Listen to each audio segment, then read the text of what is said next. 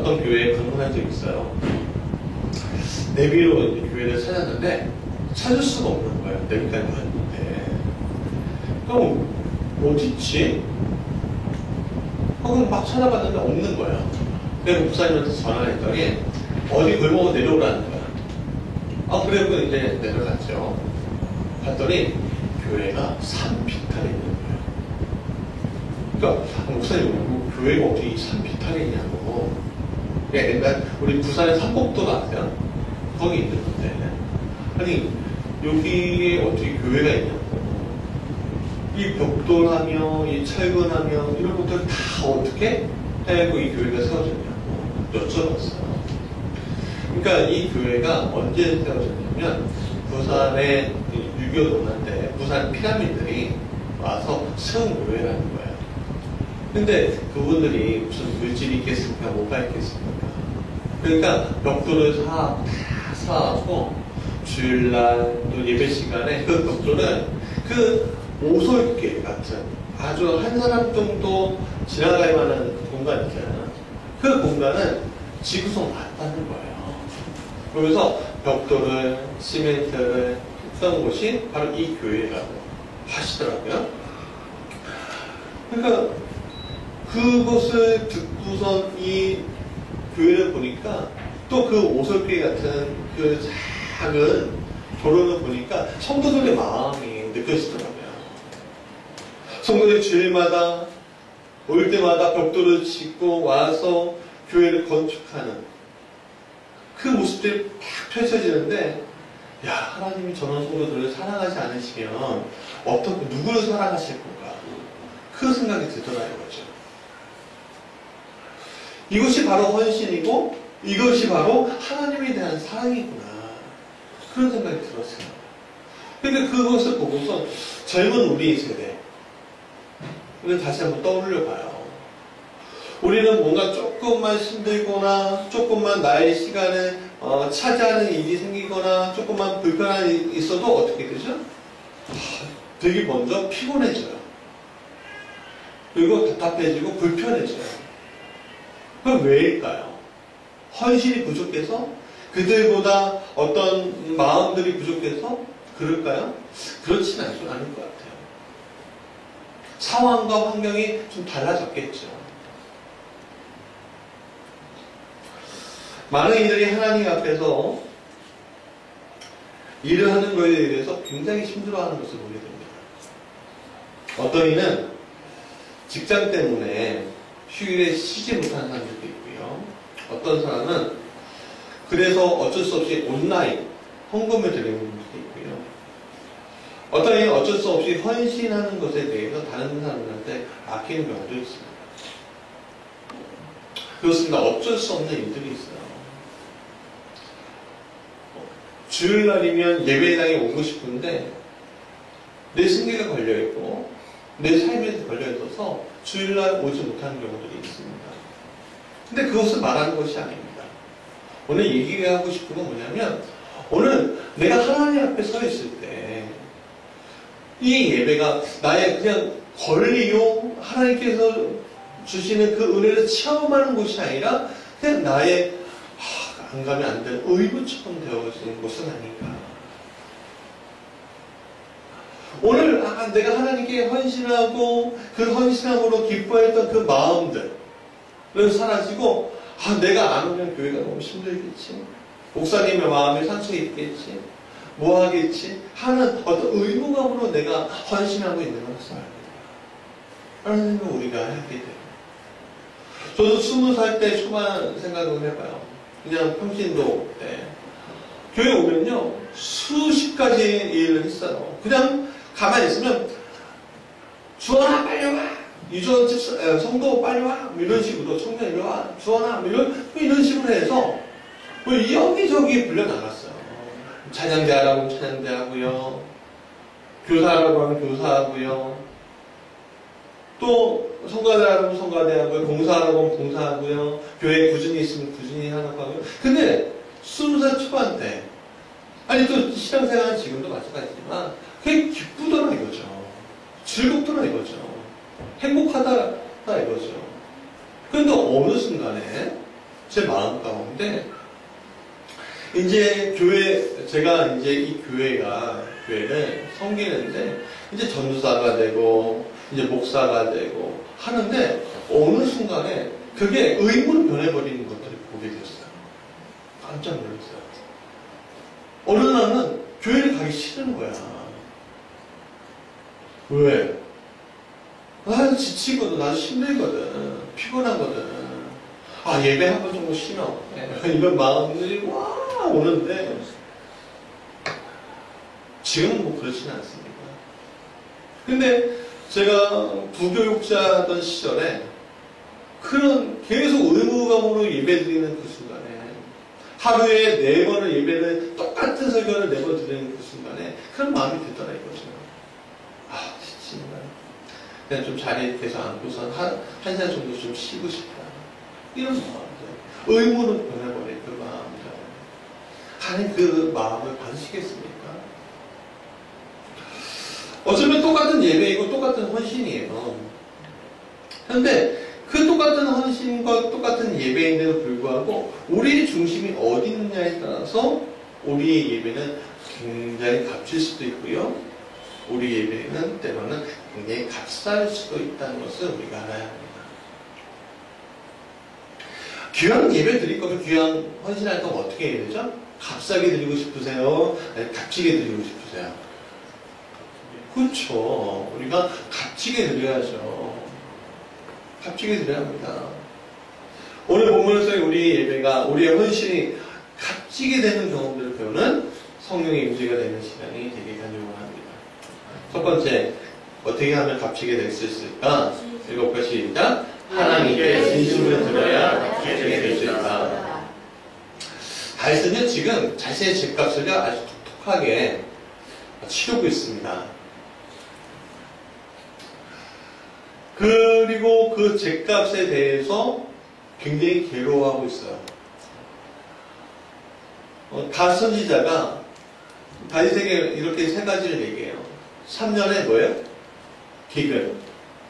석 달 동안 대적에게 쫓기는 거. 그리고 3일 동안 전염병이 도는 거. 이 3가지 선택하래요. 너희 잘못 때문에 이런 일이 일어났다는 거예요. 그러니까 이 다윗이 어떻게 합니까? 첫 번째 택하겠습니까? 두 번째 택하겠습니까? 세 번째 택하겠습니까? 선택하지 않아요. 하나님께 맡긴다는 거예요. 왜? 내가 사람의 손보다는 하나님의 손에 그것을 맡기겠습니다. 라고 해요. 근데 우리도 생각을 해보세요. 여러분, 3년 동안 힘든 게 좋아요? 석 달 동안 힘든 게 좋아요? 3일 동안 힘든 게 좋아요? 그렇죠. 매도 짧고 굵게 가는 게 좋지. 맨날 올 때마다 너 이렇게 한 3년 동안 그러면 쉽지 않지 않겠습니까? 두렵고. 근데 하나님이 이 3일을 택하시는데 그러면 전염병이 있는 게 잠깐 사라지는 3일 동안 견디면 되는 건데 이 3일 동안의 시간이 지나가기도 전에 하루 동안 몇 명이 죽었다고요? 7만 명이에요. 여러분 7만 명이 어마어마한 숫자 아니겠습니까? 여러분 마치 애국 땅에서 이스라엘 백성들이 나갔을 때 그 나가기 전에 무슨 일이 있었죠? 첫 유월절이 있었죠. 어떤 일이에요? 애국의 장자들이 하나님의 천사를 통해서 죽는 그런 일이 있었잖아요. 그래서 집집마다 안 오는 이스라엘 백성들 빼고 안 오는 가족들이 없었다고 했잖아요. 바로 이런 일이 일어난 거예요. 여러분 하루 동안 7만 명인데 그러면 그냥 단순하게 생각해 봅시다. 7, 3 몇 명이에요? 21만 명이에요. 나라가 흔들리는 거예요. 여러분 7만 명이 죽었다는 건 나라가 흔들리는 거예요. 그러니까 다윗이 이제 애를 타는 거예요. 속이 타는 거예요. 저기서 누가 죽었다 어느 지방에 누가 죽었다 소식이 들어오는데 그 어떻게 감당할 수 없는 거죠. 그런데 또 성경을 잘 보면은 이제 예루살렘을 딱 치려고 하고 있는 거예요. 이 상황에서. 어떻게 하면 이 문제를 해결할 것인가 할 때 다시 선지자가 와서 이야기합니다. 여부산 오르나의 타작마당에 천사가 있다고. 거기에서 제단 쌓고 번제와 화목제를 드리면 이 문제가 해결될 것이라고 얘기합니다. 근데 이 순간에 여부산 오르나니 타작마당을 이렇게 하려고 올라왔는데 자기 혼자만 있었던 것이 아니라 4명의 아들과 같이 있었다고 했습니다. 성경을 보면. 근데 보니까 무시무시한 광경이 앞에 펼쳐진 거예요. 왜냐면 칼을 든 사람이 무시무시하게 어떤 빛나는 얼굴로 딱 있는 거예요. 이 사람 직감적으로 이거는 하나님의 사자가 분명하다. 그러니까는 이 오르나니 감히 그 타작마당 앞으로 갈 생각 못하고 내 아들과 같이 거기 숨어 있었어요. 지나가면 이제 일을 해야지. 잠시겠지? 근데 그 순간에 또 무슨 일이 있었냐면 다윗 왕이 이 오르난의 타작마당에 올라옵니다. 그 순간 오르난이 무슨 생각을 했을까요?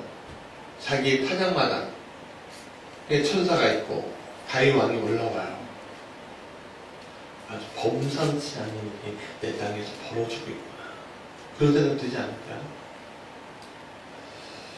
다윗 왕이 왔습니다. 그리고 다윗 왕은 환영하고 맞이합니다. 그리고 다윗 왕이 이렇게 제안해요. 다윗이 이렇게 얘기해요. 내가 제단 쌓고 여기에서 희생제물을 드리겠다. 그러니까 오르난이 아닙니다. 제가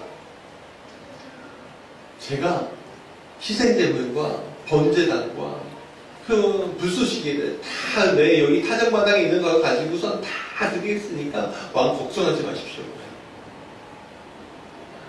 근데 그러면 우리는 보통 이럴 때 어떻게 하냐면은 사람들이 참 이게 간교한 게 돈이 있는데도 어떤 일이 일어나? 공짜로 물도 마셔요? 잔잔물도 마시잖아요. 참 사람 이상한 게 나는 충분히 돈이 있고 충분히 가진 것이 있고 그리고 충분히 이것을 해결할 수 있고 충분히 이것을 결정할 수 있는데 참 사람이 그것을 주머니에 딱 놓고 그래 내가 그것을 취할게 그래요. 보통은. 그게 우리 마음이에요. 네. 제 마음만 그런가요? 그러니까 보통 우리의 마음이 그렇다는 거예요. 근데 다윗은 그렇지 않았다는 거예요. 그것을 거절해요. 그리고 이렇게 얘기합니다. 상당한 값을 치르고 하나님께 번제와 화목제를 드리겠다라고 얘기합니다. 여기서 우리는 다윗이 하나님께 대한 그 진심을 느껴야 해요. 비록 자신의 잘못된 결정으로 인해서 받은 죄값을 치르고 있지만 다윗은 그것에 대해서 불평하지 않고 누가 대신한다고 해서 그렇게 하지는 않았다는 거예요. 그는 자기의 진심을 하나님께 드리고 싶었던 겁니다. 그래서 그 진심을 담아서 하나님께 드립니다. 오늘 이 장면에서 우리는 창세기 4장에 나오는 가인과 아벨의 제사를 기억해야 합니다. 똑같이 드렸어요. 똑같이 희생을 드렸습니다. 그러나 가인은 받으셨습니까? 안 받으셨습니까? 받지 않으셨죠. 근데 아벨은 받으셨어요. 왜 가인의 제사는 연락받고 왜 아벨의 제사는 연락하지 않았을까? 이유가 나옵니다. 6절, 7절까지 7까지 시작. 여호와께서 가인에게 이르시되 내가 분하여 하면 어찌 되느냐 안식을 변하면 어찌 되느냐 내가 선을 행하면 어찌 낯을 들지 못하겠느냐 선을 행하지 아니하면 죄가 없는 엎어져 있느니라 제가 너를 원하나 너는 죄를 다스릴지니라 라고 얘기했어요.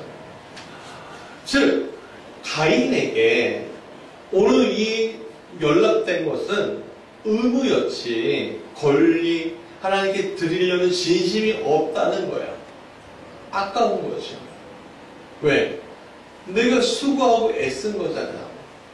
내가 수고하고 애쓴 거에 일부를 드리는 것이 난 너무너무 아까운 거예요. 가인도 아벨과 같이 똑같이 수고했죠. 아니면 저는 가인이 더 수고했다고 생각해요. 내가.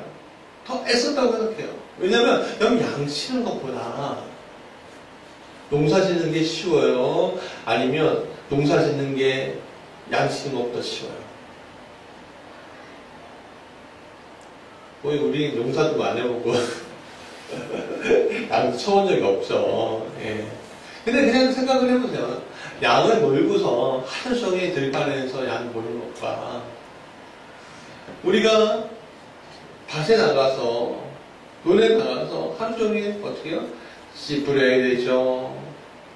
또 허리를 굽히고 또 잡초도 제거해야 되죠. 낫이 들고 또 한 배워야죠. 고치를 탈탈 타놔야 되죠. 그 모든 것을 했다고 생각해보세요. 그 뜨거운 태양볕에, 빛에. 저한테 농사지라고 하면은 못할 것 같아요. 막 현기증 나고 일사병으로 쓰러질 것 같아요. 저는 개인적으로. 예. 그럴 것 같아요. 근데 그렇게 가인이 수고로움에 비해서 결과는 초라했다는 거예요. 물론 많은 결실을 얻었어요. 자기의 삶에 100배, 1000배의 결실을 얻었겠죠. 왜? 초기니까. 그냥 뿌리면 되는 거예요. 뿌리면. 하나님 낳게 하셨어요. 근데 결과는, 인생의 결과는, 그러니까 내 삶의 결과는 되게 충분하고 많은데 최종적인 결과는 뭐죠? 초라했다는 거예요. 왜? 하나님 기쁘게 받지 않았다는 거예요. 성경 말에 마음속에 죄가 싹트고 있지 않냐. 그러니까 죄가 너를 원해. 근데 너는 그 죄를 다스려야 되지 않겠니? 너가 나에게 기쁨으로 줘야지. 그렇게 억지로 주면 되겠니? 그 마음이 있는 거죠. 우리도 마찬가지예요. 죄가 우리 앞에서 울타리를 쌓아요. 그래서 우리가 예배 감격에 빠지고 그리고 하나님 은혜를 가지고 막 살다가도 어느 한순간에 그 문제가 부담감으로 와서 죄의 문제에 속해지는 경우들이 많아요.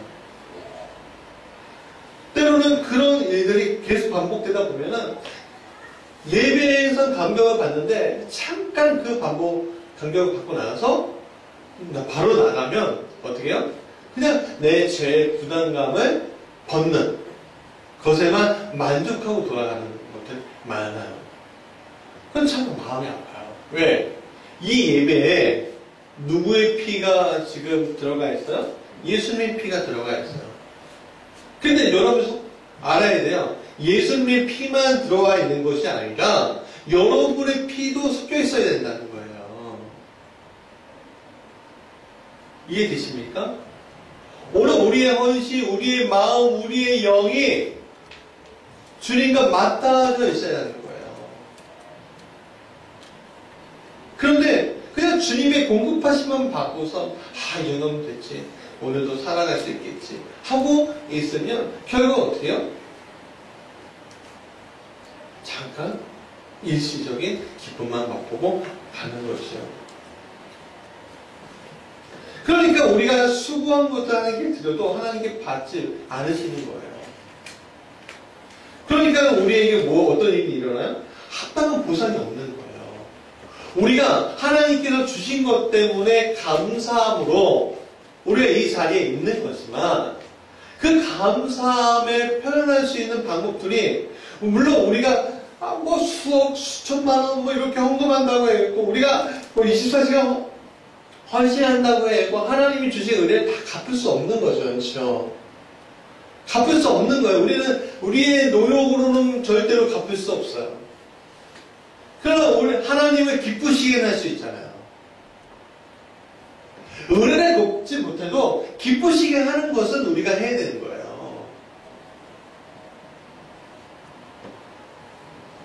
근데 진심이었다고 생각했지만 그로부터 합당한 보상을 받지 못하는 그 순간에 우리는 어떻게 될까요? 가인의 마음이 되어 수밖에 없는 거예요. 물론 누구나 다 진심이죠. 예배당에 오는 게 진심이 아닐 수 있겠습니까? 나의 예배는, 오늘의 예배는 진심이고요. 나의 헌신도 진심이에요. 그런데 어느 순간에 진심이었다라고 바뀌면 되겠습니까? 진심이다가 아니라 진심이었다. 사랑하는 사람이 있었어요. 그 사랑하는 사람에게 진심을 담아서 막 했는데 어느 순간에 문제가 생기는 거예요. 그 문제가 생기는 그 순간 어떻게 해요? 이 사람을 얘기하죠. 왜 그래? 그러니까 상대방이 얘기해요. 내가 사랑했는데 지금은 사랑하지 않아. 그런 순간에 얼마나 상대방이 얼마나 힘들겠어요. 그러면 너가 지금까지 사랑했던 것들이 진심 아니었어? 그러면 이 사람이 뭐라고 하냐면 이렇게 얘기를 했죠. 진심이었다. 그런데 지금은 진심이었는데 진심이었었어. 그거 바뀐다면 얼마나 힘들겠어요. 사람의 사이 안에서도 그런 일들이 일어나는 거예요. 그렇게 하면 그 바뀌는 그 순간에 하나님 기뻐하지 않는다는 사실을 모를 때 우리가 신앙생활하고 아니면 사람하고의 어떤 사랑하고 하는 것들이 있으면 참 우리가 나중에 그 결과가 우리에게 힘든 일들이 펼쳐지겠죠. 우리가 값지게 준비한 예배와 우리의 헌신들이 우리의 죄로 인해서 그 순간 아주 값싸게 될 거예요. 그동안 우리가 사랑했던 일들이 그 순간 어떻게 해요? 굉장히 값싸게 될 거예요. 그래서 우리에게 필요한 건 뭐죠? 하나님께 대한 진심이에요. 정말 온 마음 다해 사랑합니다. 이 찬양처럼 온 마음을 다해 하나님께 진심을 드리는 것. 그것이 우리를 모든 것을 값지게 만드는 거예요. 마침부터 로마서 주석 서문에 이렇게 말했습니다. 사람이 하나님의 진심을 찾으면 헌신과 순종이 뒤따르게 되는데 이 모든 것에 선행하는 것이 바로 하나님에 대한 바른 깨달음이다. 라고 얘기해요. 행함이 없는 준비되면 죽은 것이어서 약동도 하지 않고 의로움에 가져다 주지도 않는 것처럼 깨달았다고 하면서 하나님을 찾지 않는다면 그 깨달음은 죽은 것이다 라는 거예요. 진심이 뭐죠? 진심이 뭐죠? 바른 깨달음. 바른 깨달음이 뭐죠? 내 행동이 수반한 믿음을 얘기하는 거예요. 그러니까 오늘 우리가 행동이 수반하지 아니하고 하나님께서 연락받기 원하신다라는 말을 하는 말이에요. 내가 축복받은 거 주님께 그냥 드리겠습니다. 그런 것들이 하나님께서는 그것을 원하시는 게 아니에요. 하나님 더 이상 찾지 않는 것들, 하나님께 더 이상 구하지 않는 이 신앙생활들, 그것이 거짓이 되고 그것은 죄이고 하나님께서 그것을 받지 않으신다. 다윗은 하나님을 적극적으로 찾으러 갔어요. 만나려고 했습니다. 그리고 오르난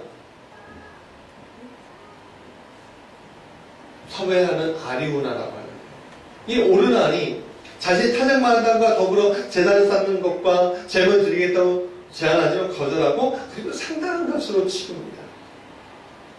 다윗은 그렇게 진심을 다해 하나님께 드렸다는 거예요. 오늘 우리도 그렇게 할 수 있죠.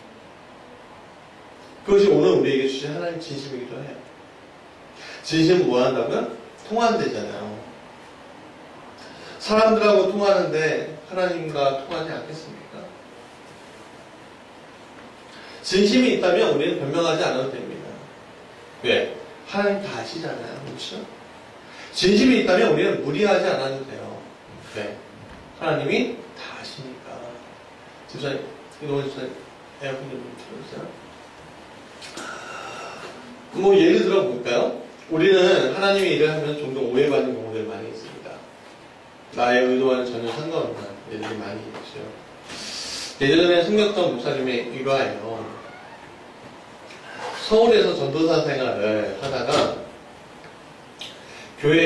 서울에서 교회를 개척을 해야 되겠다는 그 마음을 하나 주셨대요. 근데 이분은 좀 전도사 생활을 되게 잘하셨나봐요. 부교육자 생활을. 그래서 개척을 딱 준비하고 기도하고 있는데 담임 목사님이 그것을 아시고 매우 싫어하셨다는 거예요. 여러분들은 뭐 이해가 안 되시죠? 왜냐하면 이분이 성도들한테 설교하는 거나 뭐 행동하는 거나 그런 것들이 너무 인기가 있으니까 그 성도들을 빼갈까 봐. 아직도 우리 교회는 자꾸 연약한데 제가 와갖고 빼갈까 봐 걱정이 돼서 그 전사님에 대해서 매우 안 좋은 감정을 가지고 있었다고 하시더라고요. 그래서 서울의 한 구석으로 가서 멀리 떨어져서 개척을 하셨답니다. 그리고 그 교회, 예전에 전도사였던 그 교회에 가면은 오해받을까봐, 성도들 만나면 오해받을까봐 성도들도 안 만나고, 그 교회 근처라도 가면 다 발견되면 오해받을까봐 삥 돌아서 가고, 또 차 넘거나 차 색깔이나 그런 거 발견되면 또 오해할까봐 삥 돌아서 가고, 그랬다는 거예요. 근데 이 분에게 이 목사님은 그래도 감사한 분인 거예요. 왜냐하면 그 교회에서 지금 사모님 만났던 거죠. 그래서 이 오해를 어떻게 풀릴까 하는데 시간이 지나면서 어떻게 했냐면 식타는 거 억지로 모셔오고 부흥회도 열고 또 경조사가 있으면 뭐 자녀 결혼 뭐 무슨 다치거나 그러면 끊임없이 간대요. 그러니까는 진심이 통하죠. 이제는 죄도 없는 친구가 됐다는 거예요. 사람에게 진심 보여주는 게 참 쉽지 않습니다. 목회자도 성도들에게 내 진심이 이거예요. 근데 이것밖에 안 돼서 미안해요. 그렇게 나올 때가 있어요. 많아요. 왜? 다 끄집어내고 보여주고 싶은데 사람인지라 보일 수가 없어요. 그리고 사람들이 이렇게 얘기해 생각하죠. 나에게 다가오는 무슨 속셈이 있을 거야. 나에게 어떤 것을 요구하기 위해서 거야. 그래서 개척기가 좀 어려운 게 뭐예요? 그때 예배 드리면 되는데 목사님이 뭘 시킬까 걱정이 돼서 부담스러워서 안 나오신다는 분들이 굉장히 많아요. 네. 여러분들 감사합니다. 네, 부담이 되는데도 우리 교회 나오셔서 예배드린 것만 해도 얼마나 감사한지. 네. 사람에게 진심을 보여주는 게 이렇게 어렵습니다. 그러나 하나님 그렇지 않다는 거예요. 왜냐하면 우리의 진심을 주님이 이미 아시기 때문에. 그렇기 때문에 우리가 사람의 마음을 얻는 게 쉬워요? 하나님의 마음을 얻는 게 쉽습니까? 사람이에요? 하나님이에요? 하나님이에요. 여러분 그 정확하게 아셔야 돼요. 우리가 정말 똑바로 서면요 하나님의 마음을 얻는 게 쉬워요. 그러면 사람에게 복 받는 게 쉽습니까? 하나님에게 복 받는 게 쉽습니까? 사람을 통해서 복을 받나? 받을 때도 있죠. 부모가 자녀를 도와주는 건 있잖아. 그럼 복을 받을 수 있죠. 그러나 사람보다는 사람은 한계가 있는 사람을 받는 거지만 하나님은 한계가 없는 사람을 우리에게 주신다는 거예요. 그건 우리가 경험하지 알아야 한다는 거죠. 두 번째 같이 읽어볼까요? 시작. 하나님께 최선을 드려야 값지게 될 수 있다. 자, 첫 번째는 진심이었어요. 두 번째 뭐야? 최선이에요. 사무엘상 24장에서 사무엘은요 50세계를 주고 타작마당과 희생 제물만 산 것이 아니라 오늘 보니까 그것을 더 후하게 줘서 그 땅 전체를 600세계 그 마음을 600세계를 사게 됩니다. 그리고 그곳은 뭐가 되냐면 다윗이 준비한 성전터가 돼요. 다윗은 하나님께 드릴 때 최선을 다했어요. 왕정도의 힘과 권세면요 무상으로 몰수했을 거나 그냥 가면 확 후려치는 경우가 얼마나 많았어요. 권력자들이 그렇잖아요. 그렇죠? 권력자들이 그래요. 오늘 우리가 요번에 이제 아시아나 항공 보시면 그 기내식 공급하는 업체 사장분이 돌아가셨어요. 자살로. 그럼 왜 돌아가셨을까? 완전히 대박쳤는데, 대박치니까는 뭐 돈 많이 벌 것 같은데 그분 왜 돌아가셨죠? 감당할 수 없는 것을 가지고 감당할 수 없이 가격을 후려치고 감당할 수 없는 조건을 줘놓고 이거 도대체 26시 48시간을 위해서 감당할 수 없게 됩니다. 다 내 잘못 같고 다 미안하니까 감당할 수 없으니까 죽는 거잖아요. 이 권력이라는 걸 가지고 있는 사람들이요 그렇게 약한 사람들을 그렇게 후려치어요. 그런데 다윗은 그렇지 않았다는 거예요. 상당하게 치렀다는 거예요. 상당하게. 오늘에게 원래 100만 원만 주면 되는데 600만 원을 줬다는 거예요. 여기 다윗의 최선을 볼 수가 있어요. 다윗은요 하나님께 드릴 때 주님 분명히 보이지 않으시는 분이지만 그 주님이 내 마음의 정직함과 드린 자의 순수한 마음을 보고 계시다는 것을 그분이 아셨어요. 그래서 내가 가장 좋은 것을 내가 드릴 것이다. 내가 내 최선을 다해 주님께 헌신할 것이다. 근데 여기에서 우리가 놓치지 말아야 할 것이 뭐냐면 내가 최선을 다해서 할 것이다 라는 마음 가운데 니콜은 뭐가 있어요? 최선의 보답이 있을 것이다 라는 마음이 있어요. 그렇지 않습니까? 내가 하나님께 이만큼 드렸으면 최선의 결과를 가지고 이만큼 더 주실 거야 라는 마음이 우리에게 있습니까? 없습니까? 자, 여러분들이 어떤 사람에게 사랑 많이 베풀어줬어요. 그러면 이 사람에게 사랑 많이 베풀어줬으면 그냥 그거는 내 인생의 어떤 자녀가 아니라 그냥 상대방이라면 그 사람에게 기대하는 바가 있어요? 없어요? 있잖아요. 다윗도 마찬가지죠. 기대하는 바가 있잖아요. 그러나 결과는 누구에게 맡겨요? 하나님께 맡기는 마음이 있다는 거예요. 이게 굉장히 중요한 마음입니다.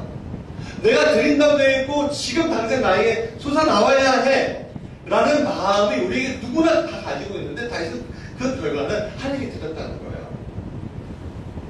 뭐예요? 내 결과는 내가 예측하지 않는다. 사무엘하 22장에 나오는 다윗의 모습을 보면 우리가 잘 알 수 있죠. 다윗과 바세바 동심하고 나서 이제 아이가 생깁니다. 근데 그 아이가 하나님께서 치셔서 죽게 되었어요. 그때 다윗은 이 아이를 살리려고 금식하고 애걸복걸하면서 하나님께 막 기도해요. 막 기도하죠. 얼마나 기도했던지 얼마나 저기 했던지 시국을 정패하고 신하들이 걱정이 되는 거예요. 근데 아이가 죽었다는 소식을 듣고 다윗이 막 미쳐서 다 내려놓고 걱정하고 있는데 아이가 죽었다는 소식을 듣고 나서 다윗은 몸을 다 씻고 업무에 복귀합니다. 근데 신하들이 이상해서 물어봐요. 아니 어떻게 그러십니까? 우리는 걱정했는데. 그러니까 우리 사무엘하 12장 22절 23절 같이 볼까요? 시작. 내 아이가 살았을 때 내가 금식하고 온 것은 혹시 여호와께서 나를 세상에서 아이를 살려주실 누가 있다 하기거니와 지금 죽었으니 내가 어찌 금식하랴. 내가 다시 돌아오게 할 수 있느냐. 나는 그에게로 가려니와 그는 내게로 돌아오지 아니하리라. 즉 결과는 누구한테 맡긴다는 거야? 하나님께 맡긴 거예요. 내가 원하는 결과물을 얻기 위해서 우리가 얼마나 그 성취를 위해서 달려갑니까? 다윗도 물론 그랬다는 거예요. 좋은 것을 얻기 위해서. 환난과 어려움에 벗어나기 위한 결과물은 그도 취하고 싶었어요. 그러나 그 치료의 선택은 누구한테 맡겨요? 하나님께 맡겼다는 거예요. 선지자가 셋 중에 하나 선택하라고 했잖아요. 근데 그것을 뭐예요? 내 손으로 하지 않겠습니다. 하나님 손으로 그 문제를 주십시오. 그렇게 선택하잖아요. 그러니까 어느 오늘 우리의 문제, 우리의 어떤 삶의 문제, 어떤 신앙의 문제 앞에 있을 때 우리가 거기에서 내가 이렇게 하면 문제가 해결되겠지? 내가 저렇게 하면 문제가 해결되겠지? 라는 생각조차도 우리가 버려야 된다는 거야. 하나님께 맡기는 거야. 하나님, 제가 이렇게 힘들어요. 하나님, 내가 이렇게 수고하고 애쓰지만 하나님께서 그 것들에 대해서 주님이 받으시기 원해요. 그러나 그것을 통해서 내가 130배, 60배, 100배의 결과가 안 올지라도 하나님 기쁘시게 받으시면 돼요. 그런데 주님께 그 결과를 가질 때 하나님 그것을 기뻐하신다는 거예요. 그러면 그것이 어떻게 해요? 최선이 되는 거고. 그러면 그 최선을 드린 것들이 어떻게 해요? 굉장히 값지게 된다는 거예요. 세 번째, 다시 읽을까? 시작. 하나님께 예뻐하시는 것들이나 값지게 될 수 있다. 자, 우리 예배의 대상이 누구죠? 우리 헌신의 대상이 누구죠? 바로 하나님이시죠. 요한복음 4장 23절 24절 같이 읽어보겠습니다. 시작.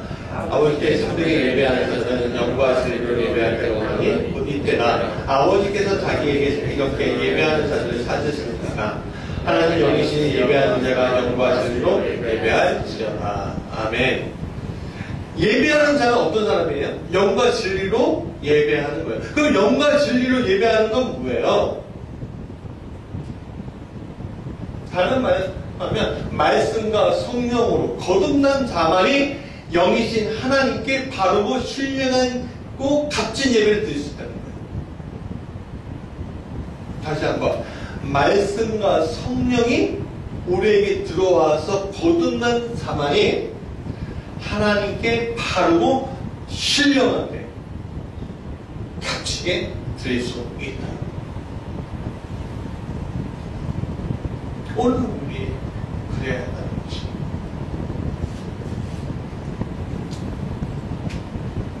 그러니까 우리가 말씀을 봐야 돼요. 근데 그 말씀만 보면 안 되고 그 말씀이 나에게 역사하는 것을 경험해야 돼요. 그럼 그 말씀이 나한테 역사하는 것을 경험하려면 어떻게 해야 합니까? 내가 무조건 교회 와서 말씀을 읽으면 되는 거예요. 예배 참석했고 목사님 말씀을 잘 듣고 그래 맞아 맞습니다 아멘 그러면 되는 거예요? 아니죠.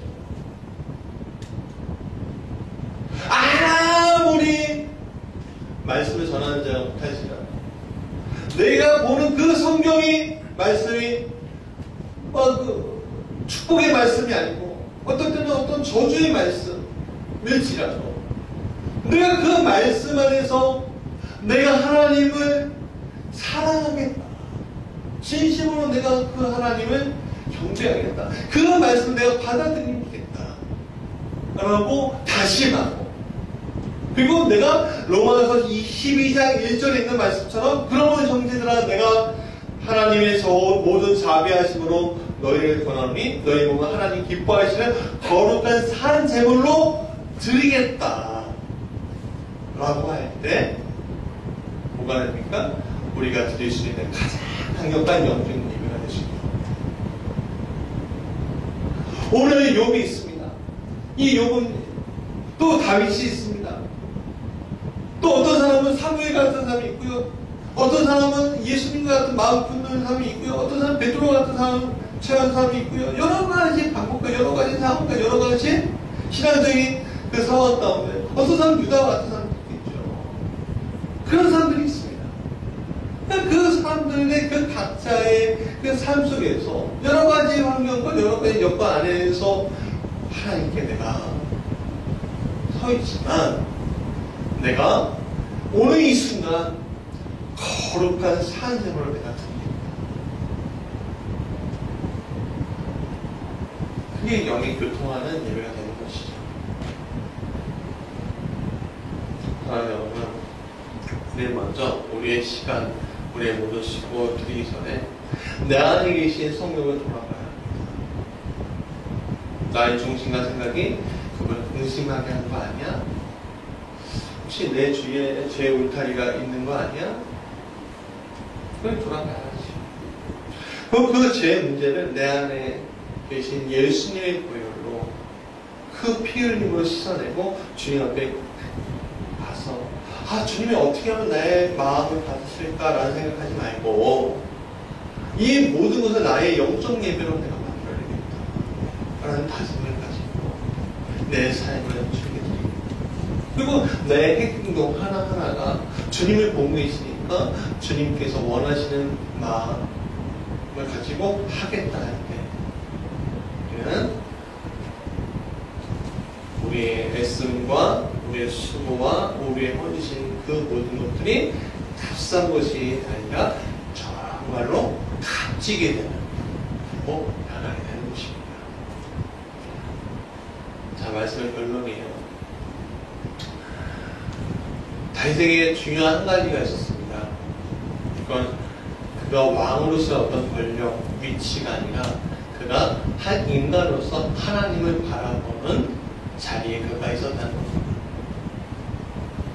그래서 그가 영과 진리로 가지고 하는 게 예배이기 때문에 그게 뭘 주셨죠? 영원한 하나님을 주셨습니다. 오늘 우리 사랑하는 이들이 정말 값진 마음으로 왔는데 그 값진 마음을 값지게 하나님께 드려야 합니다. 그럼 어떻게 합니까? 진심이 있어요. 최선을 드려야 돼요. 그리고 영적인 예배를 드려요. 그것은 어떤 환경과 여건이 결정되는 것이 아니라 오늘 내가 하나님을 바라보는 눈빛이 달라져요. 진짜 하나님 앞에 서고 있어요. 하나님을 경외할 줄 알아요. 경외한다는 뭐죠? 두렵고 떨리는 마음으로 섬기는 거예요. 근데 그 경외하는 그 하나님이 어떤 하나님이냐? 사랑의 하나님이라는 거예요. 우리의 죄를 덮어주시고 우리를 붙잡아주시고 우리를 사랑해 주시는 거예요. 그분이 여러분에게 손님이신 것을 경험하시고 다윗처럼 귀한 인생 되시길 간절히 축원합니다.